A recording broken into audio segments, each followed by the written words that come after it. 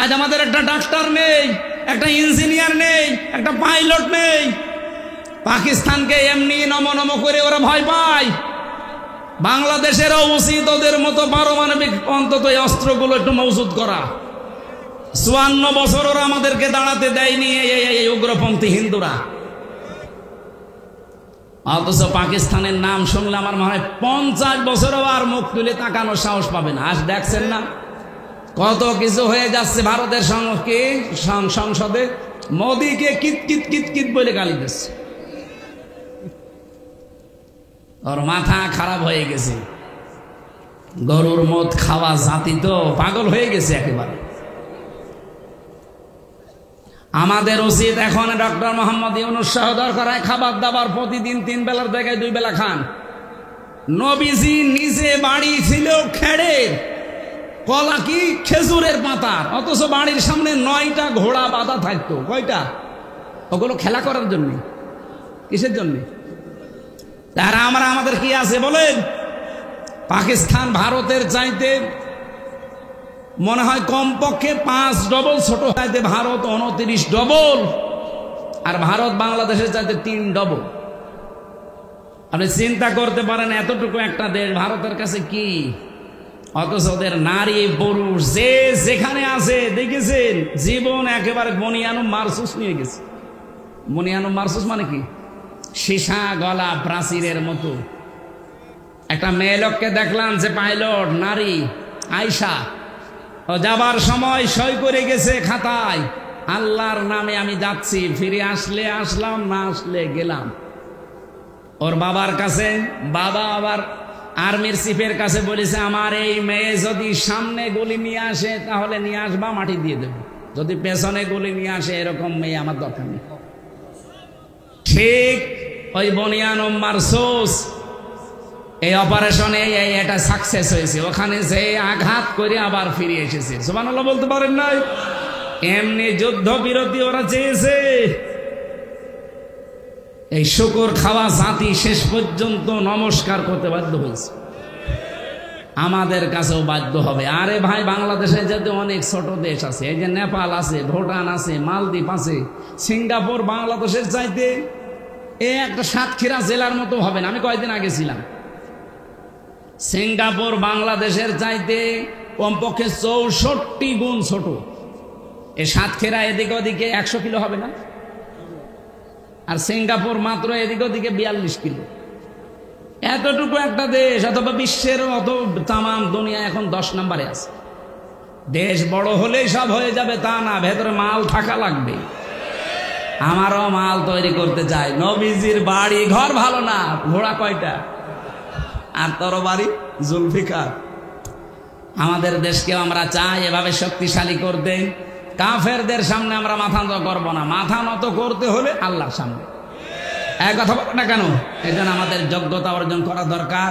যেটা হাবিল বলেছিল আদম নবীর সন্তান, যে ভাই আপনারটা কবুল হবে কি করে, আপনার তো যোগ্যতাই নেই। ইন্নামা ইয়াতাকাব্বালুল্লাহু মিনাল মুত্তাকিন।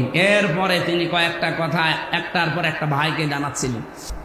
বাংলাদেশ যারা দায়িত্ব পেয়েছে তারা বিভিন্ন রকমের সংস্কার চালাচ্ছে কমিশন গঠনের মাধ্যমে।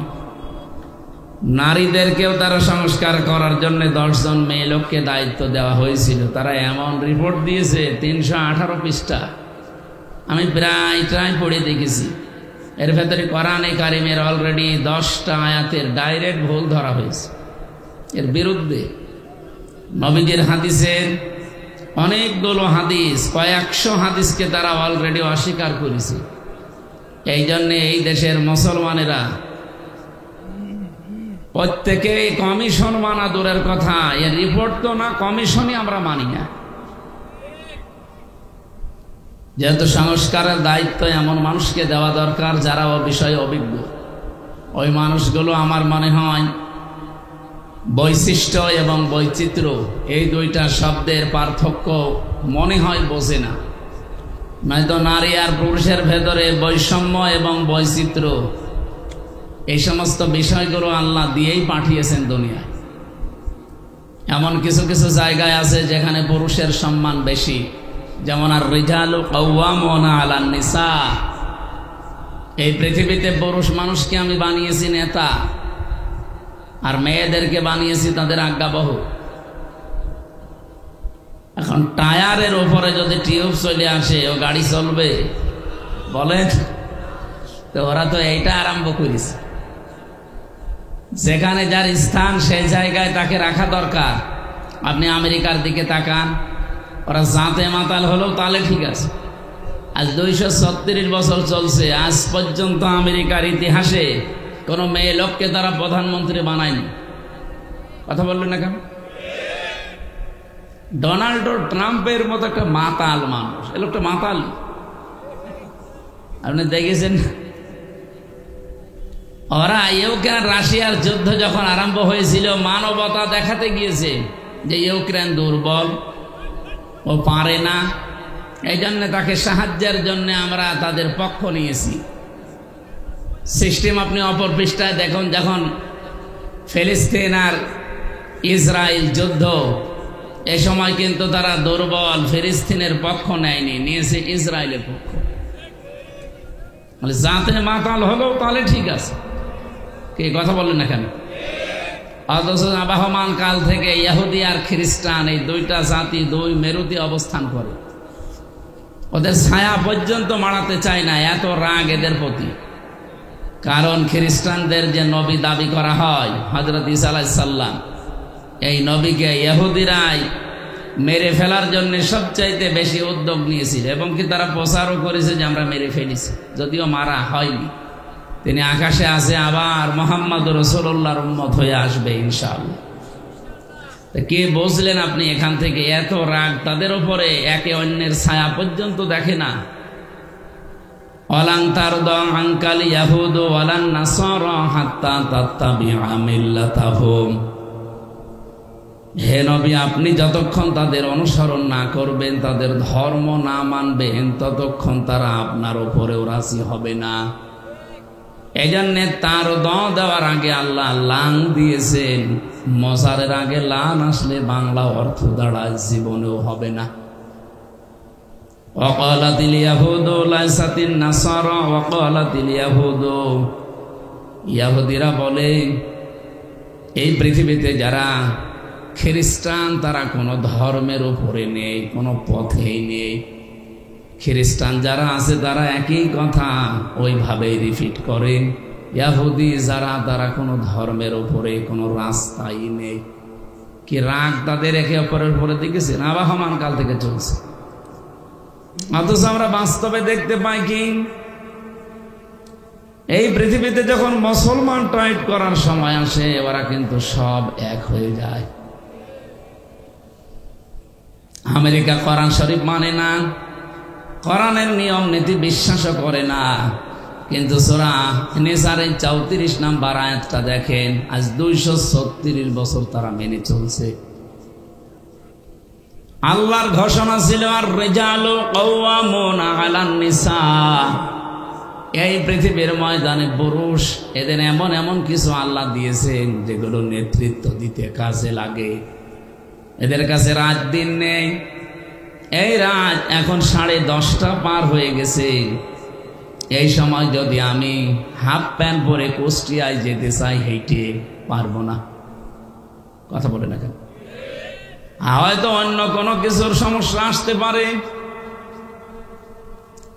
ভূত পেতনি আমরা যেগুলো বিশ্বাস করি না, ভূত পেতনি বলে কিছু নেই, জিন আছে, জিন পরি আছে। এগুলো হয়তো ভয় দেখাতে পারে, আপনাকে ক্ষতি করতে পারে রাস্তায় রাতের বেলা, অথবা চোর ডাকাতে ধরতে পারে। কিন্তু আমার শারীরিক কোনো ক্ষতি হয়ে যাবে এরকম কোনো ভয় কোনো পুরুষ মানুষের পক্ষ থেকে অন্তত আমাদের আছে? বলেন। কিন্তু আমার মতো 30 বছরের একটা যুবতী মেয়েকে হাফ প্যান্ট পরে আপনি কুষ্টিয়ায় যেতে বলেন তো এখন ওর বাপ পারবে? আর যদি যেতেও চাই, ওর কিছু থাকবে?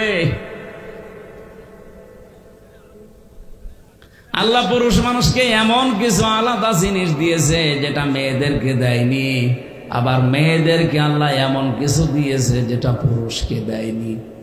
এই জন্য যার যার জায়গায় তার মর্যাদা আমার আল্লাহ ঠিক করে দিয়েছেন। এই যে সন্তানকে দুধ খাওয়ানোর দায়িত্ব, এটা কার? না, বাবা। আপনি আমার সাথে বেশি বলছেন। সূরা বাকারা 2 নম্বর পারার 17 নম্বর পৃষ্ঠার প্রথম নাম্বার লাইনে 233 নম্বর আয়াতের প্রথম অংশে আছে, ওয়াল ওয়ালিদাতু ইরদি'না আওলাদাহুন্না হাওলাইনি কামিলাইনি লিমান আরাদা আইয়ুতিম্মার রাদা। এখানে শব্দটা কিন্তু মুযাক্কার, পুরুষবাচক শব্দ। আল্লাহ পুল্লিঙ্গ ব্যবহার করেছেন, লিমান আরাদা আইয়ুতিম্মা। এই পৃথিবীর ময়দানে 2 বছর কমপক্ষে দুধ খাওয়ানোর দায়িত্ব এটা বাবার। কার? না, আপনি আলেন, এরকম হলে তো হবে। আপনি আলেন, হাফেজ। শুধু শব্দের দিকে খেয়াল করতে বলছে, আপনি দেখেন না পাশে আলেম বসে আছে। লিমান আরাদা আইয়ুতিম্মার রাদা, এ শব্দটা মুযাক্কার, পুরুষ শব্দ। দুধ খাওয়ানোর কথা বলে আল্লাহ পুরুষের নাম দিলেন কেন? পৃথিবীতে কোন পুরুষ দুধ খাওয়াতে পারে? আল্লাহর এই আয়াতটা মিথ্যা? না মানে আপনাকে ঠিক করে দেওয়া লাগবে বলে। এই জন্যই তাফসীর মাহফিলে আসতে হয়। এখানে বহু আলেম আছে হয়তো এভাবে ভেঙ্গে ভেঙ্গে পড়ে না, চিন্তা ভাবনা করে না আল্লাহ কেন পুরুষের নাম দিলেন, বাবার নাম দিলেন, মায়ের নাম দুধ খাওয়ানোর তালিকায় নেই। মা দায়িত্বটা পালন করে দেয় দয়া করে। কোন মা যদি বলে যে না, সন্তানের এই দুধ খাওয়ার দায়িত্ব আমি নেব না, তার কোনো গুনাহ নেই। এটা দায়িত্বই বাবার, উনি দয়া করে পালন করে দেয়, শুকরিয়া জানাবেন তাকে।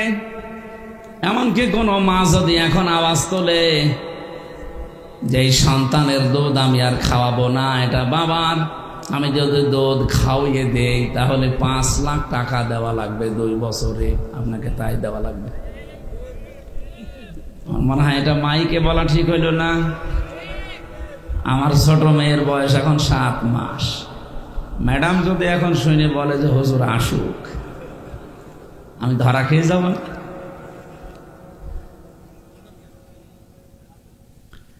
বাবাকে আল্লাহ রাব্বুল আলামিন সন্তানকে প্রতিপালন করা, বিশেষ করে পেটে রাখা, ডেলিভারির যে কষ্টটা সহ্য করা, বিজ্ঞান এখন প্রমাণ করছে কষ্ট পরিমাপ করতে হলে একটা যন্ত্র আছে। এটা আপনাকে যদি আমি মাপতে বলি, আপনি এটা মাপ দিতে পারবেন না। এই স্টেজ মাপ দিতে পারবেন না। এটা ফিতা দিলে আপনি মেপে দেবেন যে কয় গজ আছে এখানে। এখন যদি বলি এই যে বোতলে একটু পানি আছে মেপে দেন, ওটা আপনি ফিতা দিয়ে মাপবেন। ওটা মাপার আলাদা যন্ত্র নেই। লিটার লাগবে, ওইটা সিসি লাগবে। পৃথিবীতে প্রতিটি জিনিস পরিমাপ করার জন্য যেমন আলাদা যন্ত্র আছে, এই যে কষ্ট পাই আমরা, এই কষ্ট পরিমাপ করার জন্য একটা আলাদা যন্ত্র আছে, ইউনিট বলা হয়। আপনারা জানেন কয়েকদিন আগে এই যে পলাশ সাহা এএসপি, উনি পারিবারিক জীবনে মানসিক যন্ত্রণা সহ্য করতে না পেরে লোকটা আত্মহত্যা করেছে নিজের অস্ত্র দিয়ে, এবং লিখে রেখে গেছে চিরকুটে, আমার মৃত্যুর জন্য কেউ দায়ী না, জীবনের ওপরে বিতৃষ্ণা এসে গেছে, আমার জীবন আর ভালো লাগে না, সাধ্যের বাইরে চলে গেছে কষ্টটা। বিজ্ঞানে কষ্ট মাপ দিয়েছে যে কতটুকু কষ্ট পেলে একজন মানুষ মরে যায়। পৃথিবীতে যত শক্তিশালী পুরুষ আমরা আছি, সর্বোচ্চ 45 ডিগ্রি কষ্ট যদি কাউকে দেওয়া হয়, 45 ইউনিট কষ্ট পেলে লোকটা মরে যাবে। শখে হোক আর কষ্টে হোক, ভেতরে তার আর সহ্য করার মতো কোনো ক্যাপাসিটি 3.5 হাত বডিতে 2 কোটি কোষ আছে, এই কোষগুলো আর ধারণ করতে পারবে না, শেষে মরে যাবে। কিন্তু মেয়েদেরকে এই যে সন্তান জন্ম দেওয়ার সময় যে কষ্টটা তাদের সহ্য করা লাগে, বিজ্ঞান প্রমাণ করেছে এক একটা মায়ের ডেলিভারির সময় কষ্ট সহ্য করা লাগে 57 ইউনিট। পলাশ সাহা মরে গেছে 45 ইউনিটের ওপরে কষ্ট পেয়েছিল, শক খেয়েছিল, এজন্য মরে গেছে। আর পারিবারিক জীবনের এখন সব কিছু বের হচ্ছে। আমার মনে হয় এখানে অনেকেই পলাশ সাহার স্ত্রী এবং মায়ের মতো মানুষ মহিলা প্যান্ডেলে আছে, এবং আমরাও অনেকে পলাশের মতো আছি।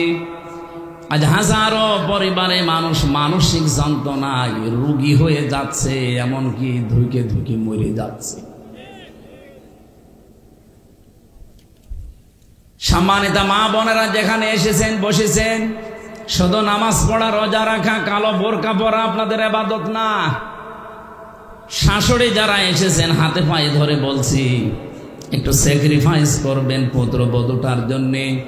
আপনার পুত্রবধূ যদি ভালো থাকে, আপনার ছেলে ভালো থাকবে। এক কথা বলো। বউ যারা এসেছেন এই পৃথিবীতে, সবচাইতে দামি একজন মানুষের কাছে যেহেতু আল্লাহ রাসূলের পরে তার মা, এই জায়গায় আপনাকেও সেন্সিটিভ থাকা লাগবে। কিছু হলেই খালি স্বামীর কানে তুলে দেবেন, কিছু হলেই স্বামীর কানে তুলে দেবেন। আরে ভাই, সন্তান আমরা যা হই না কেন, পৃথিবীর যত খারাপ ছেলে হোক, দুনিয়ার সব ছেড়ে দেওয়ার মতো মন তার আছে, মার বাবাকে এসে জীবনও ছাড়তে চায় না। কিন্তু বাধ্য হওয়া লাগে অনেক ক্ষেত্রে। এই পৃথিবীতে এমন স্বামী নেই। এই কথা বলছেন এখন?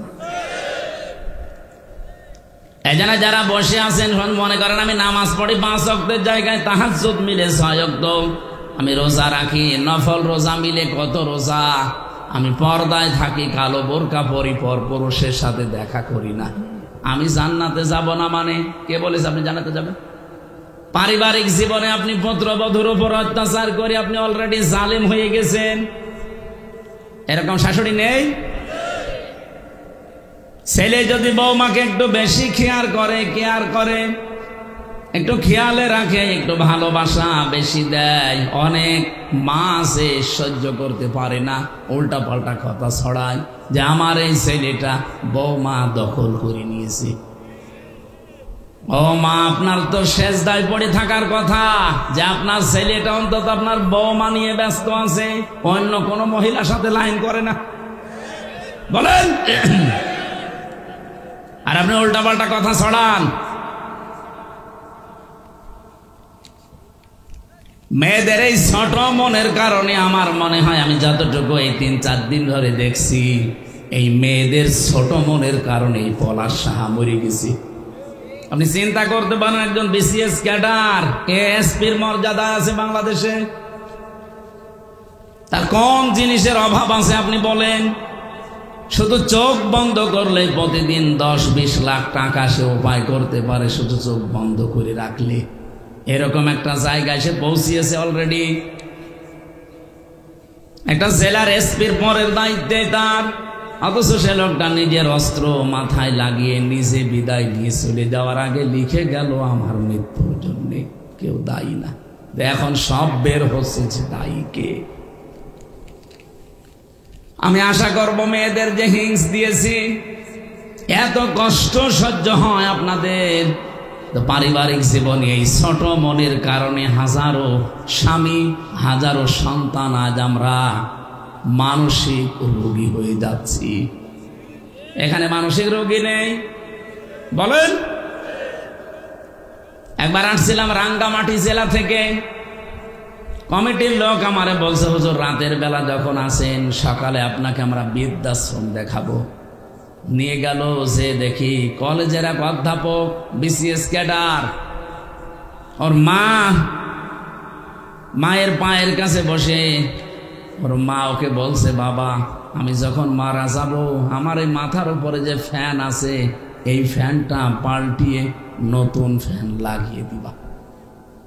ছেলেটা বলছে, মা তুমি তো মরেই যাবে, তখন আবার ফ্যান কি হবে?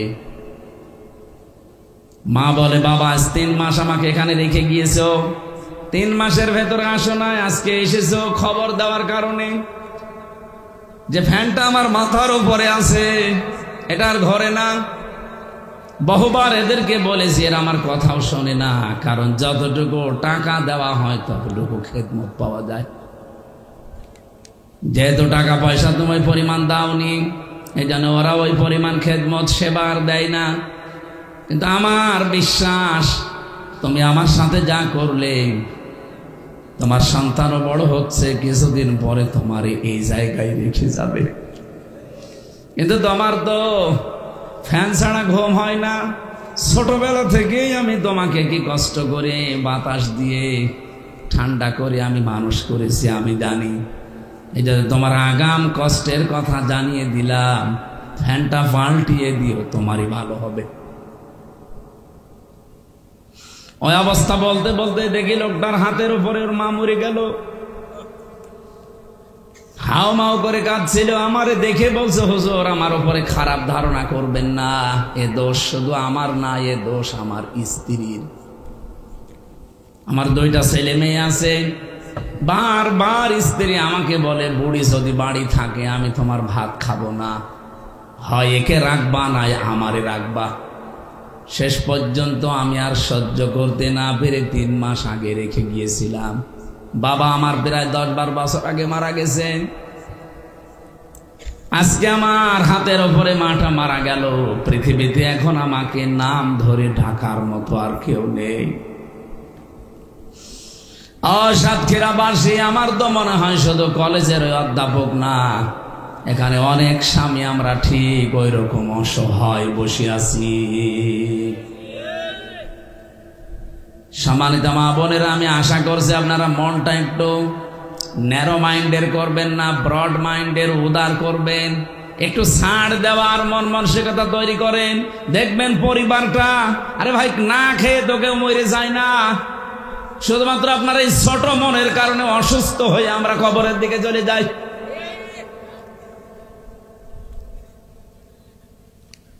আমি কষ্টের বর্ণনা দিতে গিয়ে পর্যন্ত এসেছিলাম মেয়েদের যে কষ্টটা, যদিও দায়িত্বটা বাবার, পৃথিবীতে দুধ খাওয়ানোর দায়িত্ব মায়ের না, মা দায়িত্বটা পালন করে দিচ্ছে, এজন্য তাকে ধন্যবাদ দেবেন, শুকরিয়া জানাবেন। যেহেতু আমাদেরকে আল্লাহ ওই জিনিসপত্র দেয়নি, এই জন্য সন্তানের দুধ খাওয়ানোর দায়িত্ব মায়ের। যদি আমাদের এটা দিত, আমাদেরই পান করানো লাগতো, কারণ লিমান আরো আদা এটা মোজাক্কার শব্দ। সাতক্ষীরাবাসী এবার আসেন যে কথা বলতে চাই। মায়ের এই কষ্টের পরে 3 নম্বরে দুনিয়াতে কমপক্ষে দুধ খাওয়ানো লাগে 2 বছর। পেটে নেওয়া, ডেলিভারির কষ্ট, দুধ খাওয়ানো, তামাম দুনিয়ায় এত কষ্ট কোনো পুরুষ মানুষ আজ পর্যন্ত করে নাই, করেছে? তার জায়গাটা আমার আল্লাহ আলাদা করে দিলেন 2 জনের। মায়ের জায়গা আলাদা, বাবার জায়গা আলাদা।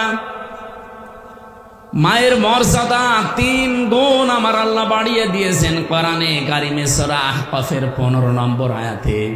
হামালাতুহু উম্মুহু কুরহা ওয়া ওয়াদাতুহু কুরহা ওয়া হামলুহু ওয়া ফিসালুহু 30 শাহরা। এখানে 3টা কষ্টের কথা আছে। তোমার মা তোমাকে কষ্টের মনে কষ্ট সহ্য করে পেটে বহন করেছে, ডেলিভারির কষ্ট সহ্য করেছে, এমনকি 30 মাস কি 24 মাস পর্যন্ত তোমাকে পেটে নেওয়া আর দুধ খাওয়ানো, এগুলো মেলে 30 মাস তোমার পেছনে শ্রম দিয়েছে। সালা সোনা সাহার 30 মাস। আমি যে কথা এখান থেকে আপনাদেরকে শিক্ষা দিতে চাই, এটা যে রেকর্ড হচ্ছে সারা বাংলাদেশে কালকে যাবে।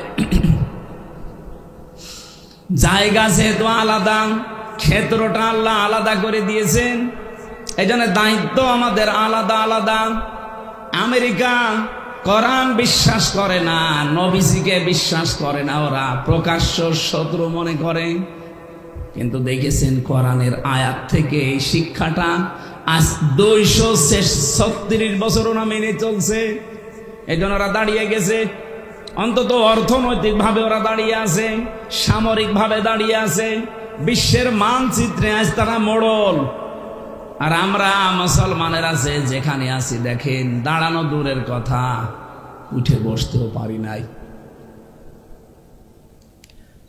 তামাম পৃথিবীতে সবচাইতে বেশি নিগৃহীত, সবচাইতে বেশি অপমানিত, অপদস্থ, না খেয়ে থাকার তালিকায় যাদের নাম, তারা মুসলমান। কারণ নেতৃত্বের জায়গাটা যেখানে যাকে দরকার ওই জায়গায় আল্লাহর নিয়ম রাসূলের নিয়মটা আমরা মানি নাই। এই আয়াতের পক্ষে একটা হাদিস পেয়েছি, আল্লাহর নবী বরহুম ইমরাতুন, বুখারী শরীফের হাদিস।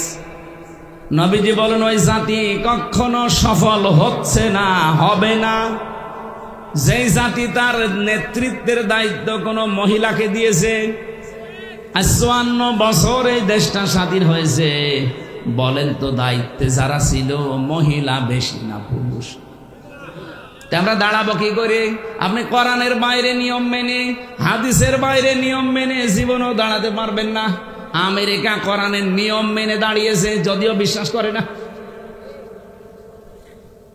হ্যাঁ, মেয়েদের যে সম্মান মর্যাদা, এ পৃথিবীতে যত রহমত আল্লাহ দিয়েছেন, ১ নাম্বার রহমতের নাম হচ্ছে কোরআন, ২ নাম্বার রহমতের নাম নবী মুহাম্মদুর রাসূলুল্লাহ, ৩ নাম্বার রহমতের নাম এসেছে মেয়ে লোকের, তার মানে মা। সুবহানাল্লাহ বলতে পারেন? এ মায়ের পেট থেকে যারা আমরা আসি, নারী হোক আর পুরুষ হোক, হাদিস বলছে কোন পুরুষ মানুষ যদি মায়ের পেট থেকে ঘরে আসে, ওই ঘরে রহমতের ফেরেশতা আসে, কথা কোরআন হাদিসে নেই। আছে? নেই। কিন্তু কোন মেয়ে যদি আসে, সঙ্গে সঙ্গে ৪ জন রহমতের ফেরেশতা আল্লাহ পাঠিয়ে দেয়। ৪ জন এসে এই মেয়েটার মাথার উপরে হাত বোলাতে থাকে, ডাক দিয়ে বলে দুর্বল দেহটা একটা দুর্বল দেহ থেকে বের হয়ে এসেছে, এই মেয়েটার উপরে যারা ৩টা দায়িত্ব পালন করবে, ১ নাম্বারে তাকে ভালোবাসবে, ২ নাম্বারে তাকে শিক্ষা দিয়ে তার পেছনে খরচ করবে, ৩ নাম্বারে তাকে সৎ পাত্র দেখে পাত্রস্থ করবে, কিয়ামত পর্যন্ত আল্লাহর রহমত তার সাথে থাকবে। কথাটা আপনি একটু খেয়াল করেন, আল্লাহর নবী কিন্তু বলেন নাই যে মরণ পর্যন্ত তার সাথে আল্লাহর রহমত থাকবে না। ইলা ইয়াউমিল কিয়ামাহ, কিয়ামতের ময়দানেও যদি এই মেয়ের, এই কন্যার, এই বোনের যারা দায়িত্বে আছে, এই গার্জিয়ানরা বিপদে পড়ে যায়, এই মেয়ে লোকটার কারণে কিয়ামত পর্যন্ত আল্লাহ বাঁচিয়ে দেবে। আপনার 10টা ছেলে আছে, আপনি বেঁচে যাবেন এমন কথা নেই। একটা মেয়ে হলে আপনি একটা জান্নাতের অধিকারী। সুবহানাল্লাহ বলতে পারেন না? কথাটা শুনতে যত সহজ মনে হচ্ছে, বিষয়টা অত সহজ না। নবীজির কথা যেহেতু জীবনে মিথ্যা হবে না, একটা মেয়ে যার আছে আর এই 3টা দায়িত্ব যার পালন করা হচ্ছে, আপনি বিশ্বাস করতে পারেন আপনি একটা জান্নাতের অধিকারী। যার 2টা মেয়ে আছে সে 2টা জান্নাতের অধিকারী, যার 3টা মেয়ে আছে নবীজি বলেন তাকে 3টা জান্নাত আল্লাহ দিয়ে দেবে, কোনো সন্দেহ নেই। এই 3টা মেয়েকে যদি আবার স্পেশাল ভাবে এই 3টা দায়িত্বই সঠিক সুচারুরূপে পালন করতে পারে, আর একটা স্পেশাল মর্যাদা এই কিয়ামতের দিন ওই লোকটার আমি নবী পাশাপাশি এভাবে জান্নাতে থাকবো। মেয়ে যাদের আছে খুশি হন, শুকরিয়া আদায় করেন। আল্লাহ পাকের কথাই ছিল দুনিয়াতে 4টা জিনিস দিলে আমি খুশি, কিন্তু আমার বান্দারা নারাজ।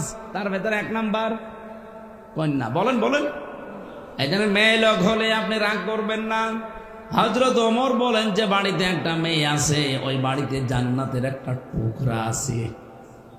যে বাড়িতে পুরুষ আছে ও বাড়িতে জান্নাতের টুকরা আছে, কথা আছে। মেয়ে লোক যাদের আছে, মেয়ে কন্যা অনেক দামি জিনিস, তাকে এই আদবগুলো শিক্ষাগুলো আমরা দিতে পারি না। এই জন্য পরবর্তীতে সাংসারিক জীবনে যে সে একটা বোঝা হয়ে যায়, সে একটা ঝামেলা হয়ে যায়, হয় স্বামীর জন্যে, শাশুড়ির জন্যে, পরিবারের জন্যে। আমার কথার অর্থ বোঝা গেছে? 2 নম্বরে পৃথিবীতে সবচাইতে বড় রহমতের নাম যেটা আল্লাহ বেশি খুশি হন, তার নাম বৃষ্টি। কি বলেন বলেন? এই যে বৃষ্টি বন্ধ হয়ে গেছে এত গরমে। গতকালকে আমি ছিলাম বাগেরহাটে, পরশুদিন ওই জায়গায় আমি দেখেছি প্রায় 49 ডিগ্রি চলছিল বাগেরহাট মংলাতে। চিন্তা করতে পারেন বাংলাদেশের মতো জায়গায় 49 ডিগ্রি মানে কি? সৌদি আরবে 42, 43, 45 ডিগ্রি হলে মানুষ আর বাইরে বের হতে চায় না। পরশুদিন দেখলাম চুয়াডাঙ্গায় কে যেন উঠানের উপরে ডিম ভেজে খাচ্ছে এই সূর্যের আলোতে। কি তাপ! আল্লাহ রাব্বুল আলামিন বলেন পৃথিবী যখন গরম হয়ে যায়, অস-সামাই যাতির রাজি'i ওয়াল আরদি যাতিস সাদি'i ইন্নাহু লাকাউলুন ফাসল ওয়া মা হুয়া বিল হাযলি।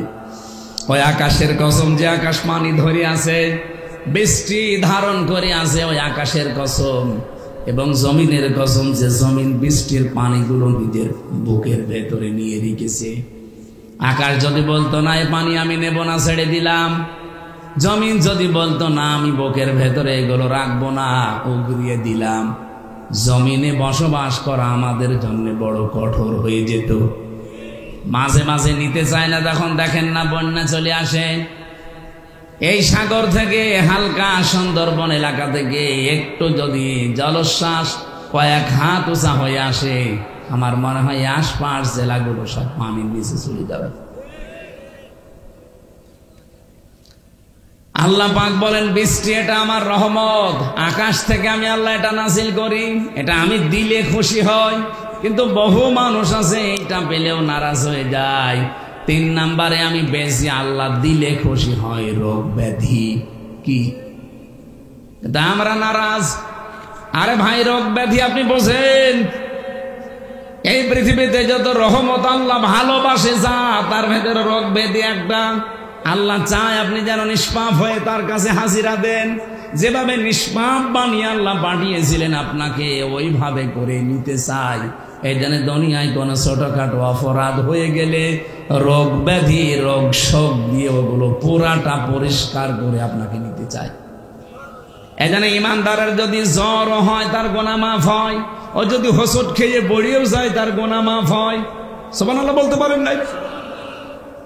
যাদের রোগ শোক হয় রাগ করবেন না, আল্লাহর উপরে বিরক্ত হবেন না। আরে ভাই দুনিয়ার এই ছোট্ট জীবনে যা হয় হয়ে যাক, আমার বিশাল জীবন পড়ে আছে যার শুরু হবে কোনোদিন শেষ নেই।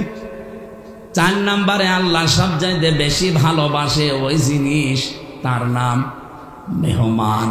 কি বললাম? মেহমান পাঠালে আল্লাহ খুশি হয়। আর আমরা 4টা জিনিস আল্লাহর নবী বলেন এই পৃথিবীতে আমার আল্লাহ বেজার হয় কিন্তু মানুষ খুশি হয়। তার 1 নম্বরে যৌতুক। এলাকায় তো নেই। যৌতুকের টাকা খাওয়ার পায়খানা খাওয়া সমান কথা না। না, পায়খানা খেলে 1টা গোনা হবে কবিরা গোনা, আর যৌতুকের টাকা যদি কেউ নেন 2টা গোনা হবে।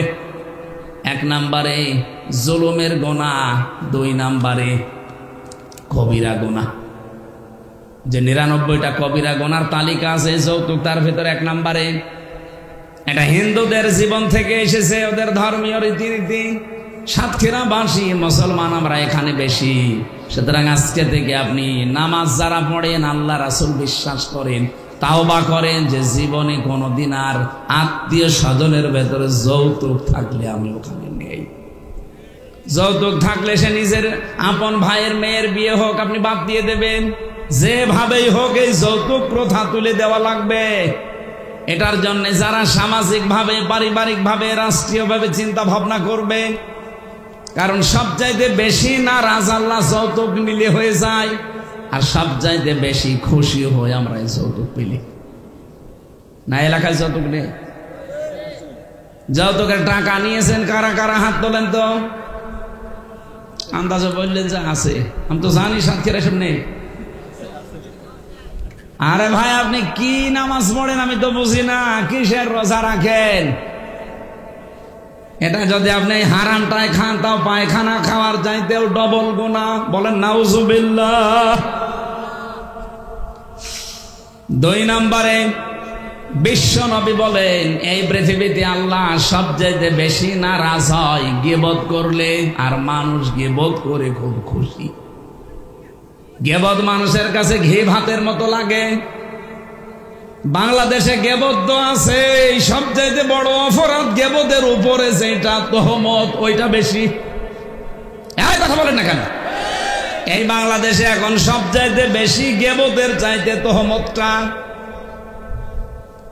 এই যে মাহফুজ আলম নামে যে লোকটা, এটা অসুস্থ মানুষ, একটা অবৈধ উপদেষ্টা। এই জন্য আমার প্রথম কথা কি ছিল যে উপদেষ্টা পরিষদ গোড়াটা ভেঙ্গে দেন, কোনো দরকার নেই ছাতাগুলো চেয়ারে বসিয়ে টাকা দেওয়া।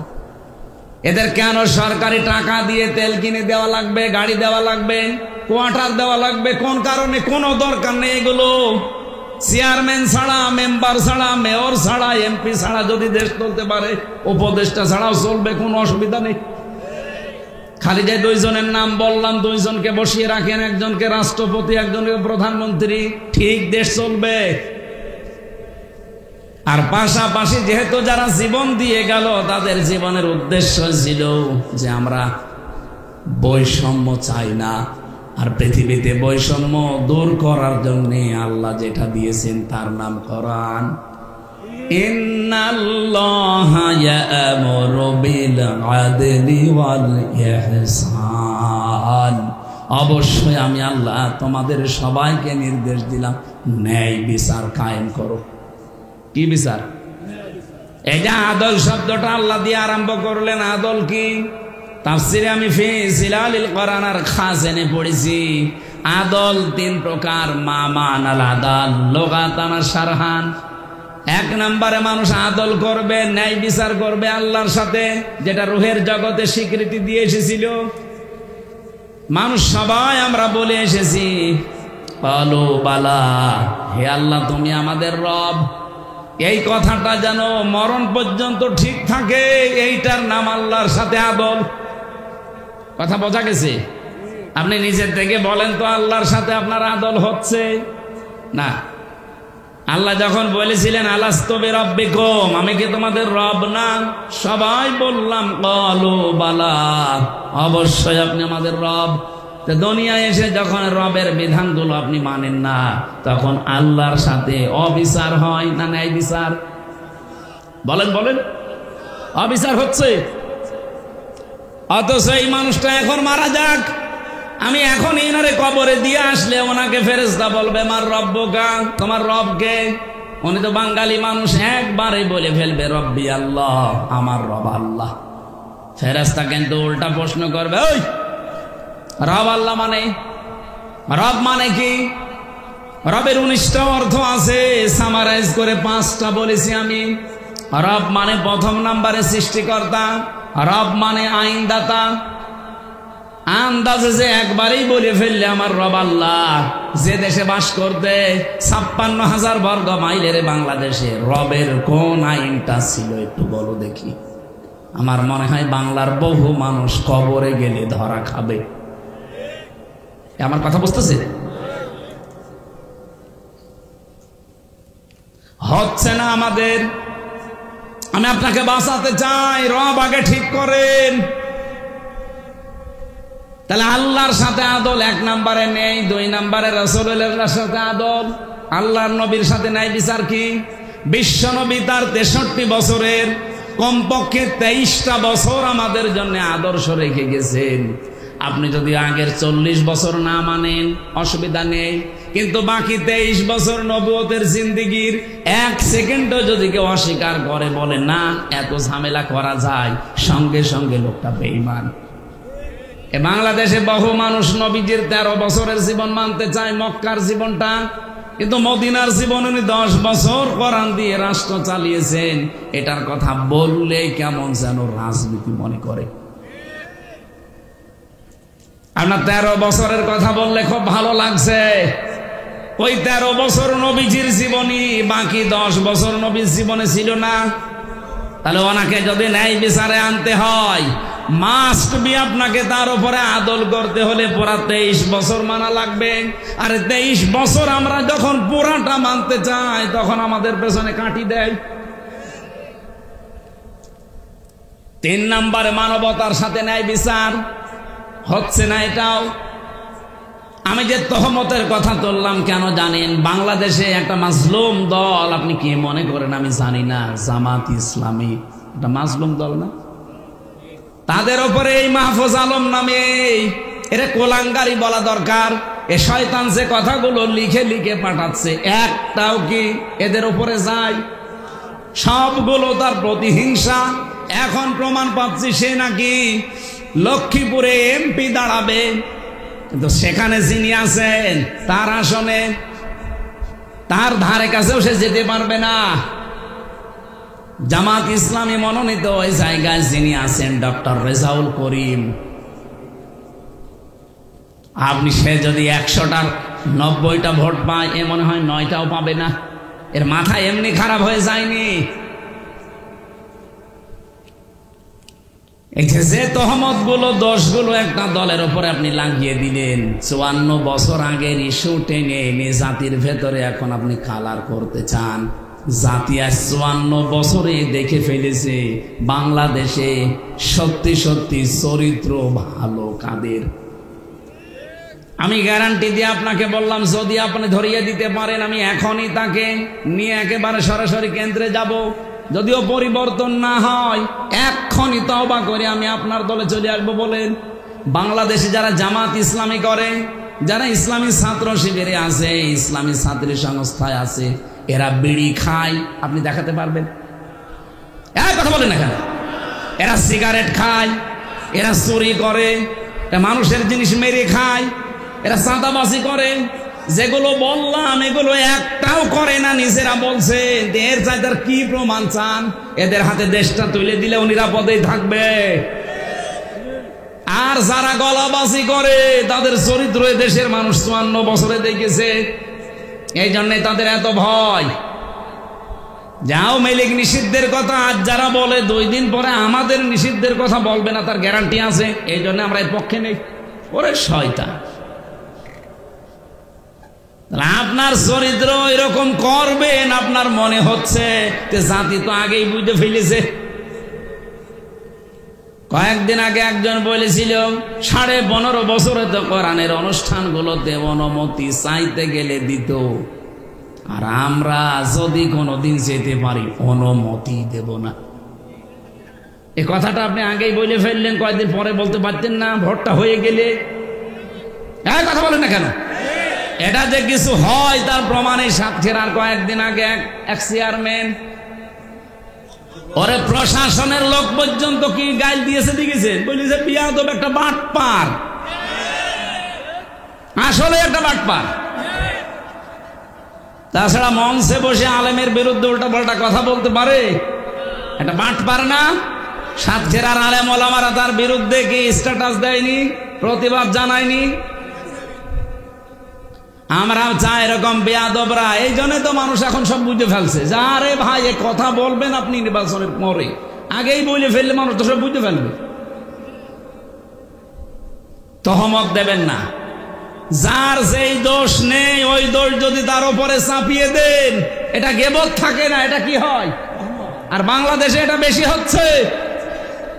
আপনি নিজেই বললেন যে এদের ভেতরে চোর নেই, এদের ভেতরে বিড়িখোর নেই, এদের ভেতরে জেনাকার নেই, আপনি কি প্রমাণ চান? আর বলেন, এই মানুষগুলো দায়িত্ব পেলে এরা চোর মুক্ত বাংলাদেশ গঠন করবে, এরা ন্যায় বিচার কায়েম করবে, কারণ এরা শপথবদ্ধ হয় এইটা পড়ে, ওলিন্না সলাতি অনুসুকি অমাহিয়া অমামাতি লিল্লাহি রাব্বিল আলামিন। এটা যদি না পড়ে আপনি যারা আছে দায়িত্বে জিজ্ঞাসা করে দেখেন তো। এখানে যদি কেউ থাকে ওই রকম জিজ্ঞাসা করে দেখেন যে আয়াত তার পড়া লেগেছে কিনা, কেউ আছে? জিজ্ঞাসা করে। আর আপনি যেখানে সাপোর্ট করছেন সেখানে বলেন না সলাতি পড়া লাগে না, সেখানে পড়া লাগে বলেন না ছাগল। ছাগল নিয়ে আসে। আমার কথা একটু মন দিয়ে শোনেন। রব্বুল আলামিন কোরআনে কারিমে জানিয়েছেন এই পৃথিবীতে সবচাইতে বেশি নারাজ হয় আমি, বেজার হয়ে যায় যখন মানুষ গীবত করে, তহমত করে, অথচ মানুষ এইটাকে সবচাইতে বেশি ভালোবাসে। তিন নাম্বার বেশি যারা সুদ খায় ঘুষ খায় এদের প্রতি আল্লাহ সবচাইতে বেজার, কিন্তু মানুষ এটা পেয়ে খুশি। এখানে বহু মানুষ এমন বসে আছে যারা সুদের টাকা 1000 টাকা রেখে আসে, মাসে মাসে 100 টাকা বেশি দেয়। নাকি এরকম মানুষ সাথীরা নেই? যারা আছেন এই মুহূর্তে তওবা করেন, কারণ সুদের 1 টাকা খাওয়ার মায়ের সাথে জেনা করার সমান কথা। যারা করছেন এই মুহূর্তে সিদ্ধান্ত নিয়ে ফেলেন, আমি না খেয়ে মরে যাব, আমি ঘুষ আর সুদ খাবো না, ছেড়ে দেব। যারা রাজি আছেন একটু দেখে হাত তোলেন তো। আরে বাবা, কত সুদ করবো এলাকায়, এত সুদ খোর প্রায় লোকই দেখি ওই ধান্দায় আছে।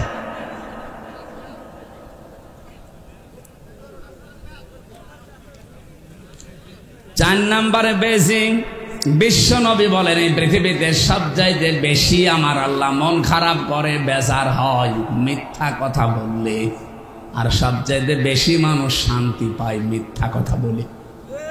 বলেন তো 15.5 বছর যারা টিকে ছিল এরা কি সত্যের উপরে না মিথ্যার উপরে? বলেন বলেন। এটা আমি নিজে তার প্রমাণ না। 3টা বছর ওরা আমাকে আটক করে রেখেছিল ফাঁসির কন্ডেম ছেলে, সত্য দিয়ে না মিথ্যা দিয়ে? যে মামলা দিয়েছিল মামলা পর্যন্ত মিথ্যা, যে সাক্ষী দিয়েছে সাক্ষী মিথ্যা। এমনকি গতকালকে প্রমাণ হয়েছে মাওলানা মতিউর রহমান নিজামীকে যাদের কথা শুনে ফাঁসি দিয়েছে, ওই মিথ্যা সাক্ষী যারা দিয়েছে তারা এখন বলছে আমাদেরকে যা শিখিয়ে দিয়েছে আমরা তাই বলেছি। এমনকি আমার পক্ষে 4 জন সাক্ষী নিয়ে গিয়েছিল আমার বিপক্ষে কুষ্টিয়া থেকে। আমি জেল থেকে বের হয়ে আগস্টের 5 তারিখের পরে তাদের বাড়িতে যেয়ে বললাম, আপনারা এমন মিথ্যা কথা কোর্টে আমার বিরুদ্ধে বলতে পারলেন? হুজুর আমার কিছু করার নেই, আমার টাকা দিয়েছিল, টাকাটা হালাল করা লাগবে না, এই কারণে আমি কথা বলেছি। ঠিক আছে, টাকা আপনি নাই হালাল করে মিথ্যা সাক্ষী দিলেন, আমার যে 12টা বেজে গেল। এই জন্য মিথ্যা ছাড়া লাগবে। 33 বছর এখন আমার বয়স। আমি যদি 18 বছর থেকে ভোট দেওয়া আরম্ভ করতাম, আল্লাহর কসম আমি 3 বার ভোট দিতে পারতাম। পারতাম না? একবারও পারি নাই। তার মানে এই 3টা বছর যারা 3টা ট্রামে যারা দায়িত্বে ছিল, এই 15 বছর প্রত্যেকটা সত্যের উপরে না মিথ্যার উপরে? পুরাটা মিথ্যার উপরে ছিলেন। এই জন্য মিথ্যা ছাড়া লাগবে। মিথ্যা কথা, মিথ্যা কাজ, মিথ্যা কর্মকাণ্ড যত কিছু আছে, এমনকি মিথ্যা ওয়াদা পর্যন্ত বন্ধ করা লাগবে। এখন মৌসুম আসতেছে ওয়াদার, বহু মানুষ দেখবেন মিথ্যা ওয়াদা দেবে না, এই এলাকায় দেয় না। এই 4টা কাজে আমার আল্লাহ নারাজ, আর 4টা কাজে সব চাইতে বেশি খুশি হয়, অথচ আমরা ওই 4টা জিনিস পেলে নারাজ। আর আল্লাহ যে 4টা জিনিস পেলে খুশি হন, বেজার হন, এই 4টায় আমরা নিজেরা খুশি। আল্লাহ আমাদেরকে আল্লাহর পছন্দনীয় যে 4টা জিনিস, এগুলো পেয়ে আনন্দ করার তৌফিক দেন। আমিন।